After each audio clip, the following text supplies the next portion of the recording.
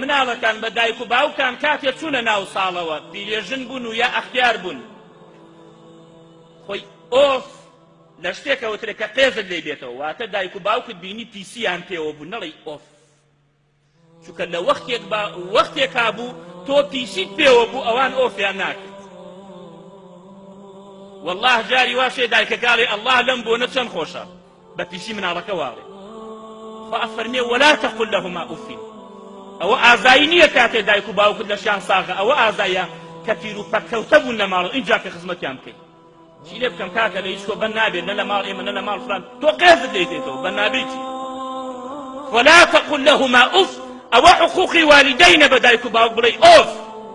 لە دەستان با گوێیانش پێوە نەبێ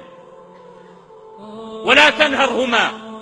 قسەیان مەکە کە ئەوان دڵیان گران بێت تووڕێیان مەکە دەنگ بەرزەوە مەکە بەسەریانە وقل لهما قولا كريما سبحان الله يكي لتابعي فرسياري كلا سعيد كري مسيب رحمتي خواه لبيوتي سعيد كري مسيب من هاتي درباري دايكو باوك للقرآن همي تيجم بس وقل لهما قولا كريما يعني شي فرموي قولا كريما أزاني يعني شي قول العبد المذنب للسيد الفظ الغليظ قول عبدك طبعا سيدي هي جا ئەم عەبدە تاوانشی کردووە سەیدەکەیشی زۆر پیاوێکی تووڕە و زۆر ڕەقە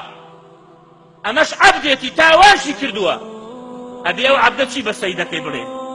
وقل لهما قولا كريما ئاوە بەزەلیلی ئەو سی لە بەردەمیان ئەو عەبدە تاوانبارە بەو سەیدە دڵڕەقا بێ چی بڵێ ئەتوانێت دەنگ بەرزەوە کە ناتوانێت دەنگ بەرزەوە کە هەر لێ قوربانجان نەمزانی داوای لێبوردنەکە ئەوە کەریمەیە ئەبێ ئاوە سەرشۆڕبی بەرامبەر دایک و باوکت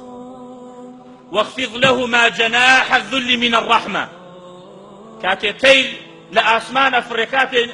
أشيبو لاي بشككاني باڵەکەی نێزگە کاتو ئەنشێتەوە ئینجا کە دانێ داتێ خدا ئەفەرمی ئێوەش ئاوا بن لەگەڵ دایک و باوکە فیز مەکەن بەسەریانە دەنگ بەسەریانە بەرزەوە مەکەن واخفض لهما جناح الذل من الرحمة وقل رب ارحمهما كما ربياني صغيرا ببردوام دعاء خيريان بوكا خوایە چۆن منیان پەروەردەکرد تەربیەتمیاندا ئەزیەتیان خوارد لەگەڵم بەبەردەوامە بێ دوعای خێری بۆ بکەی أن اشكر لي ولوالديك إلي المصير واعبدوا الله ولا تشركوا به شيئا وبالوالدين إحسانا ووصينا الإنسان بوالديه حملته أمه وهنا على وهن قرسايو إيشو آزار لسر قرسايو إيشو آزار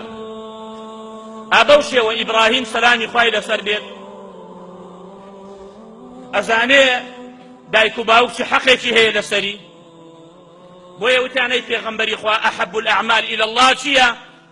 فەرمووی الصلاة على وقتها ألا تعبد إلا إياه وبالوالدين إحسانا وتمان چیتری فەرمووی بر الوالدين چاکەکردن لەگەڵ دایک و باوکە ئەگەر مشریکش بوون دایک و باوکەکە ئەگەر کافرش بوون دایک و باوکەکە هەرە بێ بە ڕەحم بی بەرامبەریان لەسەر خۆبی سەردانیان بکەی مەقەیەتیان بکەی ئەگەر مشریکش بوون ئەگەر کافرش بوون ئەسمائی کچی ئەبوو بەکر دایکی هێشتانە موسڵمان نەبوو کاتێ هاتە لای پێغەمبەر صلی الله عليه وسلم وتێی پێغەمبەری خوا ئایا سەردانی دایکم بکەم فەرمووی بەڵێ سەردانی بکە با مشریکش بێ بچۆ سەردانی بکە جا ئیبن عوەینە ئەفەرمی ئەم ئایەتە دابەزی لا ينهاكم الله عن الذين يقاتلونكم في الدين ولا يخرجونكم من دياركم أن تبروهم وتقسطوا إليهم إن الله يحب المقسطين خواهي پروردگار ليتان ناگريا لو مشركو كافرانا كشرطان لقلاناكن كدجمنتان نين واتا حربتان لقلاناكن محاربتان ناكن واو كساني كدرتان ناكن نشون الرقاي خوتان شاكا كاربن لقليانا أن تبروهم دایک و باوکت ئەگەر مشریکش بێ ئەگەر کافرش بێ هەرە بێ زۆر مەقەیەت دی خدای پەروەردگار ئەفەرمێ وئین جاهداک على أن تشرك بي ما ليس لك به علم فلا تطعهما وصاحبهما في الدنيا معروفا ئەگەر دایک و باوک فێتی ود ڕۆڵە شەریک بۆ خوا قەرار بدا فلا تطعهما بە قسەیان مەکە وصاحبهما في الدنيا معروفا بەڵام لە دنیا